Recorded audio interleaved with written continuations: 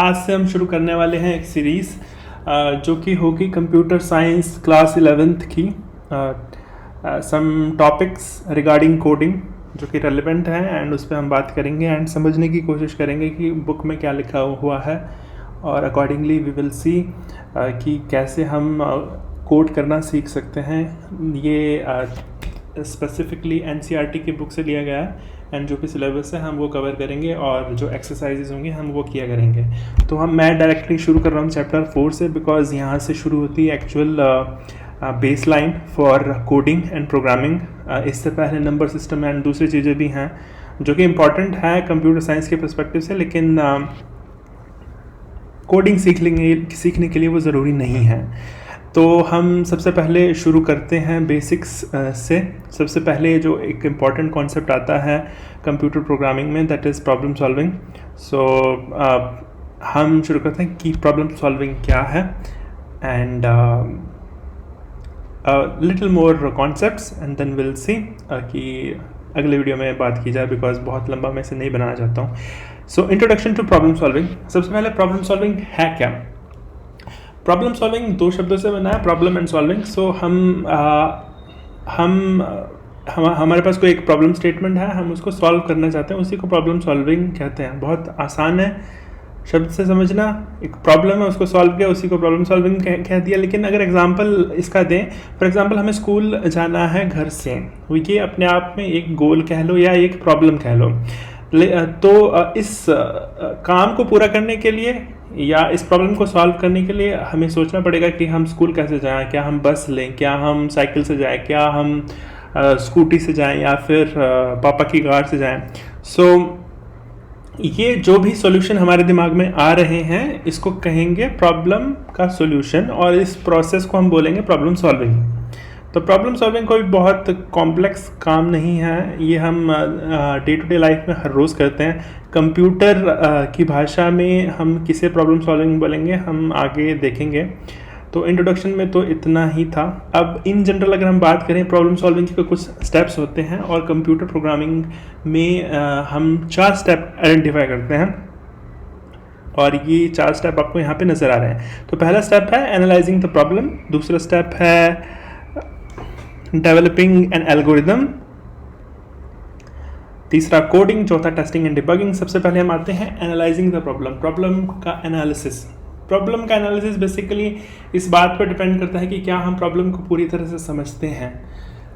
For example जैसे हमने example लिया स्कूल जाने का, तो स्कूल जाने की प्रॉब्लम समझने का मतलब है कि स्कूल और घर के बीच में कितनी दूरी है और उसके लिए रास्ता क्या है, क्या वो रास्ता क्या उस रास्ते में पैदल चला जा सकता है, क्या वो इतना पास है या इतना दूर है कि गाड़ी ही हमें लेनी पड़ेगी। तो वो है प्रॉब्लम को एनालाइज करना, ये समझना कि ये प्रॉब्लम एक्चुअल में है क्या। तो अगर बहुत दूर आपका स्कूल है तो आपको गाड़ी ही करनी पड़ेगी या बस से जाना पड़ेगा, पैदल चलना पॉसिबल नहीं होगा। तो ये सब एनालिसिस में आता है, प्रॉब्लम को समझना। दूसरा स्टेप है डेवलपिंग एन एल्गोरिथम। अब एल्गोरिदम क्या है, डेवलप तो हम उसे बाद में करेंगे। डेवलप का मतलब होता है कोई चीज़ बनाना, क्रिएट करना, और एल्गोरिदम होते हैं स्टेप्स, एग्जैक्ट स्टेप्स जो हमें फॉलो करने होते हैं in order to solve a particular problem. तो उसे हम एल्गोरिदम कहते हैं, या कोई टास्क कंप्लीट करने के जो एग्जैक्ट स्टेप्स होते हैं उसको हम एल्गोरिदम बोलते हैं। अब टास्क जैसे था कि हमें स्कूल जाना है, तो उसके जो एग्जैक्ट स्टेप्स होंगे कि हमने बस का वेट किया, तैयार हुए, सबसे पहले बस का वेट किया, बस में चढ़ गए, स्कूल की बस में चढ़े, और हमने ये मेक श्योर किया कि हम स्कूल की बस में चढ़े, किसी और बस में नहीं चढ़ गए तो ये बहुत ज़रूरी है। स्कूल की बस में चढ़े एंड स्कूल की बस में चढ़ के स्कूल पे उतर गए, बस चलती रही, वो तो ड्राइवर का काम है। सो वो हो गया, ये कुछ स्टेप्स हो गए। तो इन स्टेप्स को हम बोलेंगे algorithm for going to school. तो एल्गोरिदम एक या तो कोई टास्क कंप्लीट करता है या तो वो एक प्रॉब्लम सॉल्व करता है। तो वो तो दूसरा स्टेप होता है हमें वो स्टेप्स आइडेंटिफाई करना कि क्या क्या करने से हमें हमारी जो प्रॉब्लम है उसका सॉल्यूशन हमें मिल सकता है। तीसरा स्टेप है कोडिंग। अब ये कोडिंग वाला जो स्टेप है ये ये पर्टिकुलरली कंप्यूटर के लिए ज़्यादा एप्लीकेबल है, क्योंकि कंप्यूटर में हमें प्रोग्राम्स लिखने होते हैं। प्रोग्राम हमें क्यों लिखने पड़ते हैं? बिकॉज कंप्यूटर को हमारी जो नॉर्मल बोलचाल की भाषा है वो समझ में नहीं आती है। जैसे हम हिंदी में बात करते हैं, इंग्लिश में बात करते हैं, वो कंप्यूटर को एग्जैक्टली समझ नहीं आता है। कंप्यूटर को जो समझ आता है वो 0 या 1 होता है, बाइनरी में होता है। तो कंप्यूटर को ये बताने के लिए कि एग्जैक्टली उससे क्या स्टेप्स फॉलो करने हैं कोई एक काम करने के लिए, फॉर एग्जांपल जैसे इस स्क्रीन में भी एक पीडीएफ दिख रही है, इस पीडीएफ को दिखाने के लिए कंप्यूटर को क्या क्या स्टेप एक्चुअल में करने पड़ेंगे, वो हमें कंप्यूटर को लिख के देना पड़ता है कि भाई तू ये कर, तभी स्क्रीन पे ये पीडीएफ दिखेगी, एनसीईआरटी की बुक दिखेगी। तो उन स्टेप्स को जो लिखने का काम होता है वो उसको बोलते हैं कोडिंग।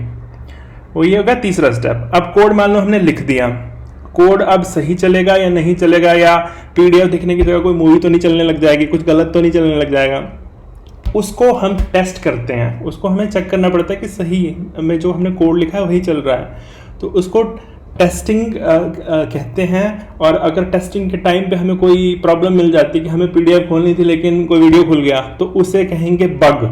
बग मतलब एरर, वो गलत चल रहा है, ऐसा नहीं चलना चाहिए, लेकिन वीडियो चल जा रही है कोई, तो उसे कहेंगे बग। और बग को हटा के एक्चुअल जो काम करना था, हमें पीडीएफ खोल के दिखानी थी, उसको कहेंगे डिबगिंग।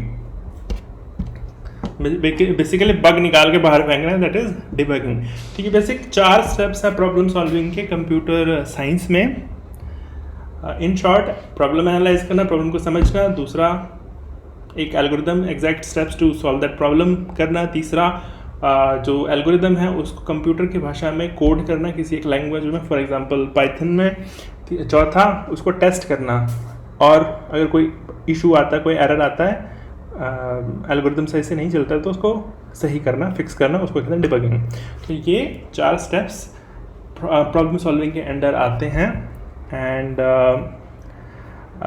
इसी के साथ हमने कवर कर लिया है प्रॉब्लम सॉल्विंग का इंट्रोडक्शन एंड प्रॉब्लम सॉल्विंग के स्टेप्स। अगले वीडियो में हम समझने की कोशिश करेंगे कि एल्गोरिदम क्या होता है।